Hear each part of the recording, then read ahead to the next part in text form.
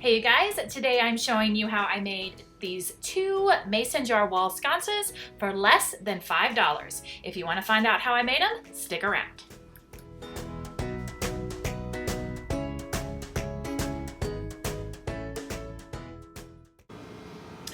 Okay, I am outside of my workshop. Let me show you, and you can listen to the birds in the background, what you're gonna need. So this is a 1x2. You can pick up one of these from Home Depot for $1 and some change.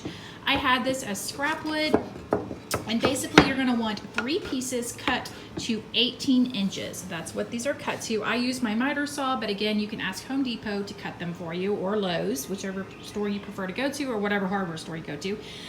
Then after I cut these, I went ahead and sanded them.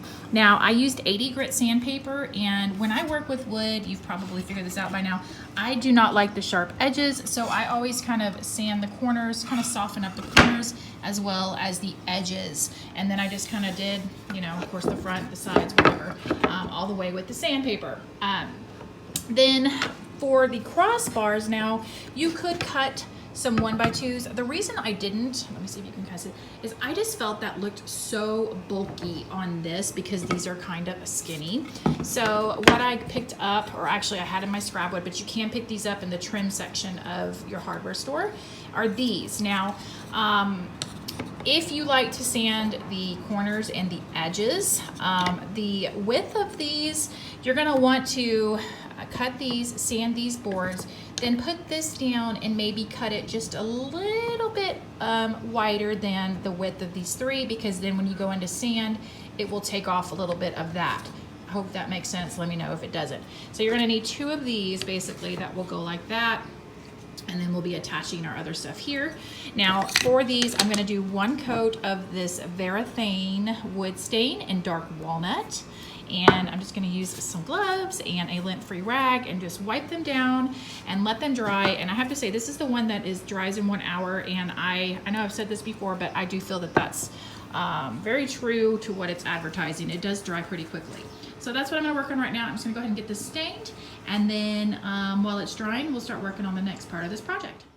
And here is what my boards look like once they are stained with 1 coat. You certainly could stain with whatever color you choose, or if you want to paint them, you can do that as well. All right, so I'm just quickly rubbing my mason jar down with some rubbing alcohol just to clean it, make sure there's no residue anywhere. This is a 24-ounce regular mouth mason jar. You will not use the lid.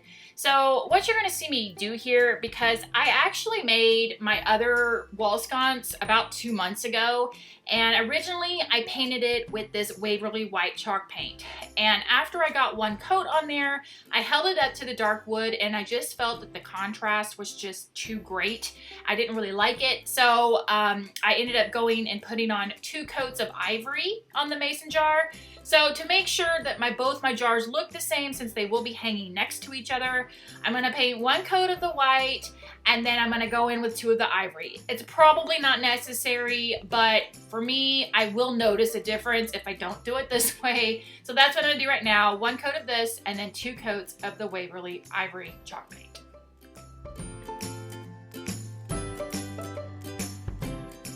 While my mason jar dries, I'm gonna go ahead and put this sconce together. So you can see right there on the right, that's the one I did a couple months ago. And so I'm basically just putting these side by side to kind of gauge where I need to put the little cross pieces. You certainly could use a tape measure here if you wanted to, but I'm just taking the fast way out. And let me tell you this, my first wall sconce, I did use wood glue.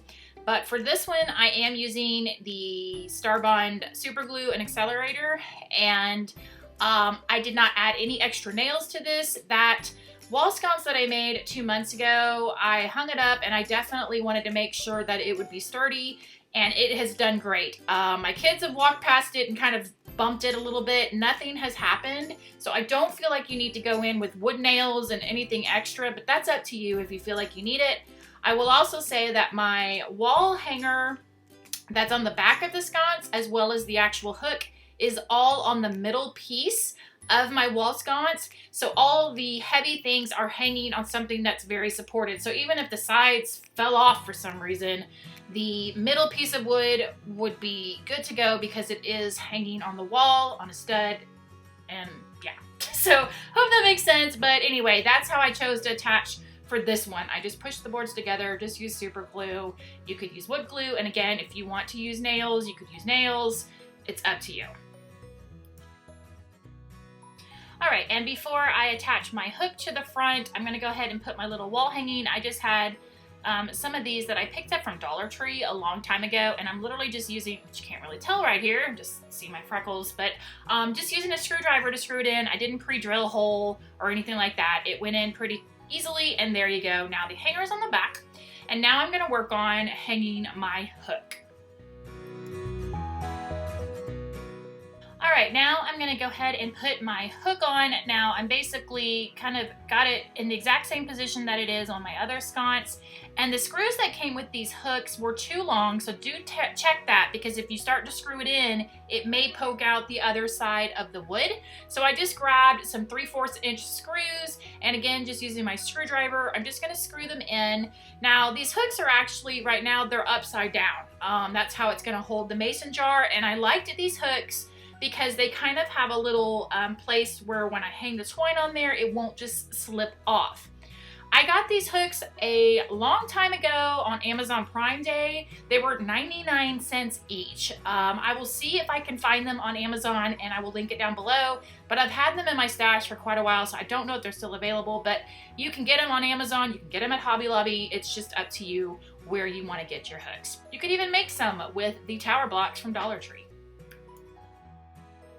And I did not like the silver showing on my screws, so I started to color them in with the Sharpie, and then I remembered that I actually ended up using black paint. So I'm just going in with some black paint and a little tiny brush to fill it in so that I can't see the silver on the screws.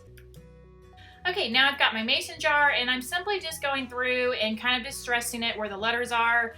I was using a damp paper towel, but then I just ended up using my finger to just scratch here and there. I didn't want the whole jar distressed, just mostly where the letters and the numbers were raised on the mason jar. All right, now it's time to attach the twine to the mason jar. So I'm basically just kind of holding up next to the other one that I've already done, so I know how much. This is some thicker twine that I had left over from those little bunny Easter bags. It came with those. And so what I'm gonna do is take a piece of twine, and I'm just gonna kind of lightly tack it down to the sides, just like this, with some hot glue.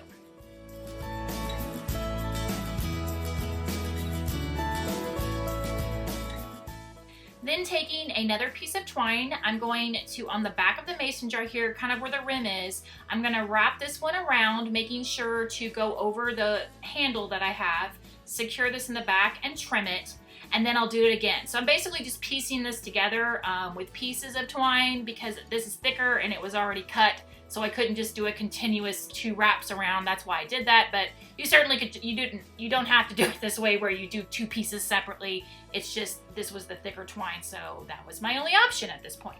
So once I've done that and it's secured on the back, then I will finish up the sides of the twine. All right, now I'm gonna finish securing the little handle. So basically where that little tail of twine is, I'm going to bring it up around it, and I'm gonna put a little bit of hot glue. So here I'm bringing it up, it'll end up going around and it'll all be secured with glue. So hopefully you can see this, so let me just let you watch it. So there you go, yeah. A little bit of hot glue kind of at the top of the rope, so when I pull it up, it's secured there. And then when I pull it back down, again, I will secure it with hot glue and then trim it. And then I will do that on the other side as well.